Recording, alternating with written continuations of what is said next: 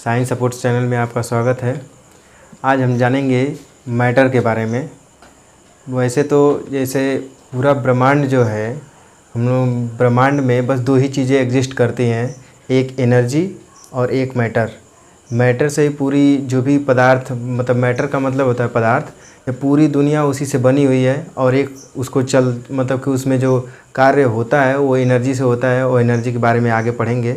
आज हम लोग मैटर को डिफाइड, मतलब कि पूरा उसका पार्ट पढ़ेंगे, क्या क्या क्या कैसे कैसे होता है, वो किस तरह से वो उस मतलब कि उसमें क्या क्या चीज़ें आ जाती हैं मैटर के अंदर। तो देखेंगे यहाँ पे मैटर है। मैटर मतलब कि मैटर को पदार्थ कहते हैं और द्रव्य भी कहते हैं। द्रव नहीं, द्रव्य कहेंगे इसको। ध्यान दीजिएगा, कभी कभी थोड़ा बच्चे कन्फ्यूजन में होते हैं। तो यहाँ पे द्रव्य है, द्रव नहीं है, ठीक है। और द्रव को मतलब कि द्रव्य को, पदार्थ को दो भागों में बांटा गया है। ये कैसे कैसे किस बेसिस पे बांटा गया है? पहला ये फिजिकल, मतलब कि ये क्या किया गया, फिजिकल स्ट्रक्चर के आधार पर, मतलब भौतिक संरचना के आधार पर इसका वर्गीकरण किया गया है। जबकि हम यहाँ पे लिखे हैं भौतिक वर्गीकरण, इसको भौतिक वर्गीकरण ही बोलते हैं। और दूसरा है तो रासायनिक वर्गीकरण, मतलब कि इसको रासायनिक संरचना के आधार पर है। वास्तव में तो इसको देखेंगे तो ये स्टेटस बताता है, मतलब कि जैसे कि आप इसको ये समझिए कि उसकी अवस्था बताता है कि वो पदार्थ मतलब किस अवस्था में है। जैसे मान लीजिए ये सॉलिड है, ये द्रव है, ये गैस है। तो ये भौतिक वर्गीकरण क्या होता है, वो बताता है उसका जैसे कि अवस्था, कि वो किस अवस्था में है। ये जो ठोस द्रव गैस है, ये बताता है कि मतलब कि जो भी मैटर है, पदार्थ है, वो किस अवस्था में है। जैसे मान लीजिए कि अब यहाँ पे जो भी चीज़ें हैं जिसे आप देख पा रहे हैं, लकड़ी है, कोयला है, और जो भी लोहा है, टीन है, ये सब है, जितनी भी सारी चीज़ें, पहाड़ है, ये सब चीज़ें जो एग्जिस्ट करती हैं, जो ठोस हैं, जो मतलब कि उसमें क्या क्या होता है कि इसमें जो ठोस होते हैं, ठोस के अणु क्या होते हैं, पास पास होते हैं। ठोस के अणु क्या होते हैं, बहुत पास पास होते हैं, बहुत पास पास होता है, कंपैक्टली एकदम बंधे होते हैं। जबकि इनसे थोड़ा दूर दूर होता है ये द्रव में द्रव होता है, थोड़ा दूर दूर होता है। और गैस होता है जो इसमें फ्रीली, परमाणु जो मतलब अणु जो होते हैं वो फ्रीली होते हैं। मतलब दो अणुओं के बीच में ज़्यादा जो मतलब कि अट्रैक्शन है वो बहुत कम लगता है। इसलिए जो ठोस का होता है, ठोस का आकार और आयतन मतलब कि दोनों निश्चित होता है। द्रव में आयतन निश्चित होता है लेकिन आकार कोई नहीं निश्चित होता है। जिस बर्तन में डालेंगे उस बर्तन का आकार कर लेगा। और ये जो है गैस है, गैस में न ही आकार निश्चित होता है और न ही आयतन निश्चित होता है, ये फ्री होता है, ठीक है ना। अब इधर आते हैं हम रासायनिक वर्गीकरण में, मतलब कि जैसे कि रासायनिक संरचना के आधार पे। तो इसमें हम लोग देखते हैं तो इसको पदार्थ को दो भागों में, यहाँ पे दो भागों में इसमें भी बांटा गया है। एक है शुद्ध पदार्थ और एक है मिश्रण, मतलब कि मिश्रण ये बोल सकते हैं या तो अशुद्ध पदार्थ बोल सकते हैं। वैसे तो मिश्रण ही सही है, अशुद्ध पदार्थ नहीं बोलेंगे, चाहे ये देता भी है। वैसे मान लीजिए कि ये शुद्ध पदार्थ है, इसलिए इसको अपोजिट लिखा जाता है अशुद्ध पदार्थ, ठीक है। वैसे तो आप मिश्रण समझेंगे, ठीक है। ये शुद्ध पदार्थ को छोड़ते हैं, अभी इसको देखते हैं। ये क्या है, ये मिश्रण क्या है। मिश्रण में ये होता है कि जैसे कोई भी चीज़ हो वो किसी भी अनुपात में मिलाया जा सकता है, उसको मिश्रण हम लोग कहेंगे। जैसे मान लीजिए कि आप जैसे कुछ भी देख लीजिए, जैसे मान लीजिए चावल है, चावल में थोड़े थोड़े छोटे छोटे कंक्रीट होते हैं, तो उनका अनुपात क्या होता है, चावल ज़्यादा है, कंक्रीट बहुत छोटे होते हैं। ये सब मिश्रण में आएंगे। जैसे मान लीजिए शरबत आप बना रहे हैं, शरबत भी ये क्या आएगा, मिश्रण में ये आएगा। क्योंकि इसमें चीनी अधिक हो सकता है, पानी कम भी हो सकता है, पानी अधिक हो सकता है, चीनी कम, मतलब कि पानी अधिक हो सकता है, चीनी कम हो सकता है, ऐसा भी हो सकता है। मतलब कि ये इसका अनुपात कोई निश्चित नहीं है। ये सब क्या है, ये मिश्रण है। अब यहाँ पे मिश्रण के भी दो रूप होते हैं, एक होमोजीनियस, एक हेट्रोजीनियस। होमोजीनियस में ये होता है कि जो ऐसे मिले, मतलब कि ऐसे इस तरह से मिले होते हैं कि जो दो लोग या तीन लोग, चाहे जिन लोगों का मिला करके मिश्रण बन रहा है, उसमें जो भाग लेने वाले जो अवयव हैं, अवयव का मतलब कि जो भी उसमें पात्र हैं, जो ले रहे हैं, उसमें मिल रहे हैं, वो अपनी अवस्था को तो बनाए रखते ही हैं, लेकिन क्या होता है कि वो अलग अलग उनको पहचाना नहीं जा सकता है। जैसे मान लीजिए कि आप चीनी है और पानी है, इन दोनों को एक में मिला दीजिए। अब उसमें से आपसे कहा जाएगा कि चीनी इसमें से हटाओ, मतलब कि हटाने की बात अलग है, पहचान करके दिखाओ ऐसे देख करके, तो आप नहीं पहचान पाएंगे कौन पानी है कौन चीनी है। लेकिन अभी वही दूसरा जो है, मान लीजिए हेट्रोजीनियस जो होता है, जैसे मान लीजिए चावल है और कंक्रीट है, इन दोनों को ये मिल भी जाएंगे तभी इसको क्या कर पाएंगे, आप पहचान पाएंगे। तो मतलब ये होता है कि होमोजीनियस का मतलब, होमोजीनियस में ये आता है, इसका मतलब ये है कि चाहे जिसे होमोजीनियस मिश्रण ये कहलाता है कि जिसमें जो कोई भी पदार्थ 2 या 3 या 4 जो भी मिले हों वो पहचाने ना जा सके। मतलब वो अपनी अवस्था को बनाए तो रखते हैं, मतलब वो बदलते नहीं है किसी में। ये नहीं कि 2 लोग मिल करके अलग कोई कंपाउंड बना देंगे, यौगिक बना देंगे, ऐसा नहीं होता है, लेकिन उनको पहचाना नहीं जा सकता है। अब इसमें वायु है, वायु जैसे मान लीजिए हवा है, हवा को हमने लिखा एग्जाम्पल में, ये ईजी का मतलब एग्जाम्पल है, आप तो देखते रहिएगा। तो वायु है, वायु में बहुत सारी गैसें हैं, नाइट्रोजन, हाइड्रोजन, ऑक्सीजन, बहुत सारी हैं, लेकिन क्या वो सब अपनी अपनी फेज पे हैं, लेकिन कहने का मतलब है कि सब एक साथ है, मिली हुई है। आप उसको अलग अलग देख नहीं सकते हैं, पहचान नहीं सकते हैं, ठीक है ना। तो वो अपने अपने पहचान को बनाए रखते हैं, लेकिन अलग अलग देखा नहीं जा सकता है, तो उसे हम क्या कहेंगे, होमोजीनियस कहेंगे। और जिसको देखा जा सकता है, जैसे चीनी और नमक को एक में मिला देंगे तो आप उसको कहा जाएगा, तो वो देख सकते हैं। बाय द वे ये दोनों वाइट वाइट है तो थोड़ा दाने का फ़र्क आ जाएगा, कोई छोटा मतलब चीनी नमक रहेगा तो थोड़ा ज़्यादा छोटा छोटा रहेगा, और चीनी है तो थोड़ा बड़ा बड़ा रहेगा। और जैसे यहाँ पे पानी है और रेत है, पानी और रेत मतलब जल रेत, इसको मिला देंगे तो आप अलग अलग पहचान सकते हैं, ठीक है ना। इसी तरह से अब देखिए यहाँ पे शरबत दिया गया है इसमें, तो ये शरबत है, होमोजीनियस में आएगा, ये शरबत होमोजीनियस में ही आएगा। अभी हम इसका एग्जांपल भी आप मतलब इसके बारे में हम बताए थे अभी। अब इधर आते हैं, अब शुद्ध पदार्थ में। शुद्ध पदार्थ में क्या होता है कि शुद्ध पदार्थ क्या होते हैं, एक ही प्रकार के, ठीक है, अणु परमाणु ये यौगिक से बने होते हैं।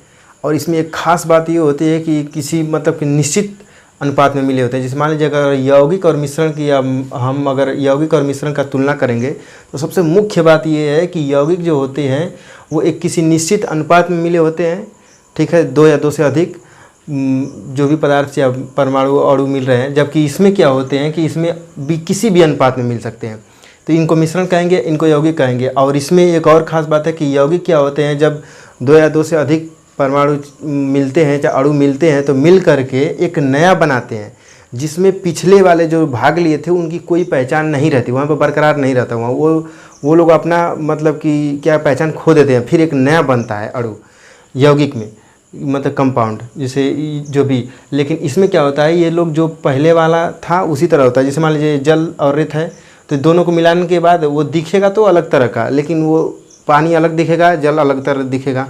कहने का मतलब कि वो है, वो दोनों की पहचान अभी बराबर है। मिलने से पहले जो थे और मिलने के बाद भी वो सेम उसी तरह दिखते हैं। अब यहाँ पे आते हैं तो शुद्ध पदार्थ को हम 2 भागों में बांट सकते हैं, एक है तत्व और एक है यौगिक। अब देखिए तत्व को क्या करेंगे, तत्व जैसे कि ये क्या होता है, एक ही परमाणु से, तत्व जो है एक ही परमाणु से मिलके बने होते हैं। जबकि यौगिक क्या है, मतलब कि 2 या 2 से अधिक परमाणुओं से या अणुओं से मिलकर बना होता है, ठीक। इसमें तत्व में तत्व के तीन प्रकार हैं, तत्व के जैसे 3 प्रकार हैं। इसमें हम क्या करते हैं कि तत्व के 3 प्रकार हैं। यहाँ पे है धातु, अधातु और उपधातु। इनको 3 भागों में बांटा गया है, प्रकार नहीं कह सकते, बांटा गया है अलग अलग 3 भागों में। इसमें धातु, अधातु और उपधातु ये है क्या, ये जैसे आप धातु को देख रहे हैं तो धातु में जैसे वो आते हैं, जैसे जो वो तत्व आते हैं धातु में जो आसानी से इजीली क्या कर दें, पॉजिटिव आयन बना लें।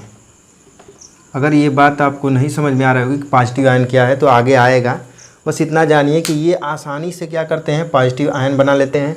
अर्थात ये अपने परमाणु के बाहरी कक्षे के मतलब बाहरी सेल के जो हो, आउटर सेल के, आउटर मोस्ट सेल के इलेक्ट्रॉन को क्या करते हैं, इजीली रिमूव कर देते हैं। इसलिए ये क्या हो जाते हैं, पॉजिटिव आयन बनाते हैं।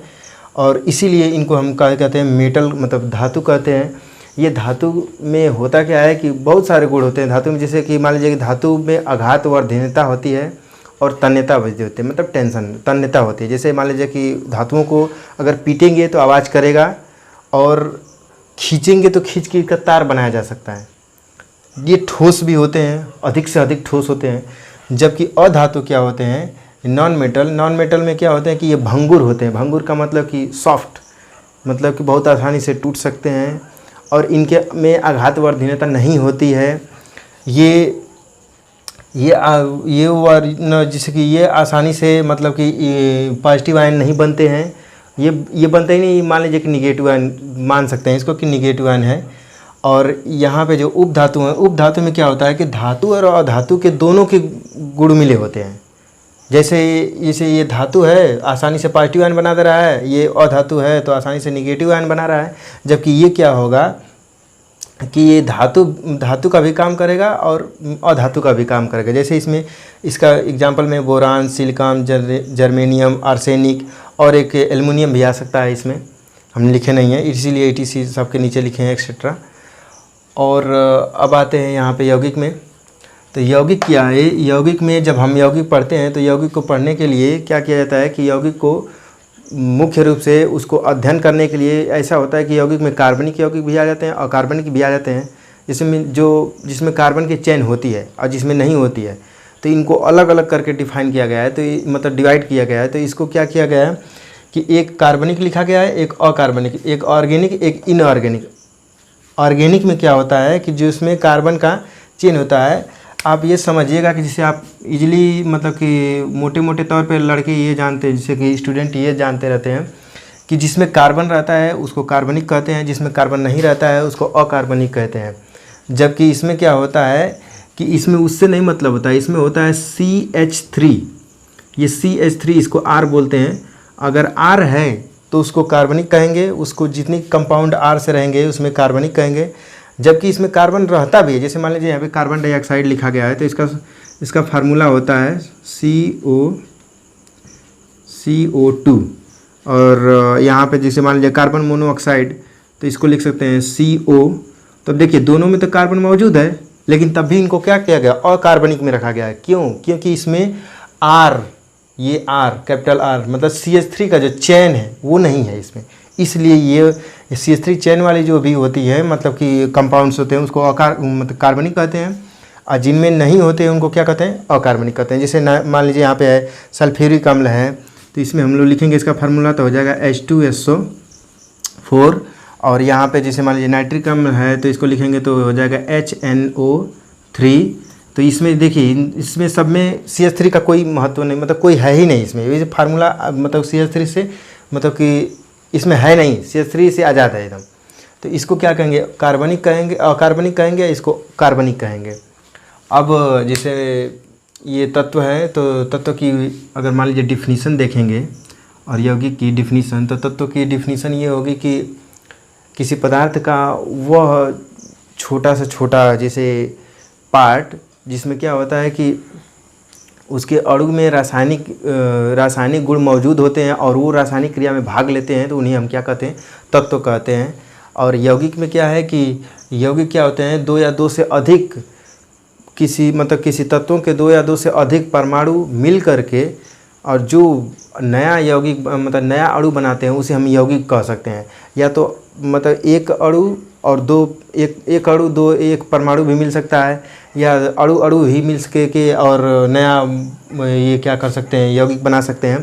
तो ऐसे होता है। अब देखिए हम लोग पदार्थ के बारे में सब पढ़ लिए, अब क्या करेंगे? हम लोग आगे पढ़ेंगे।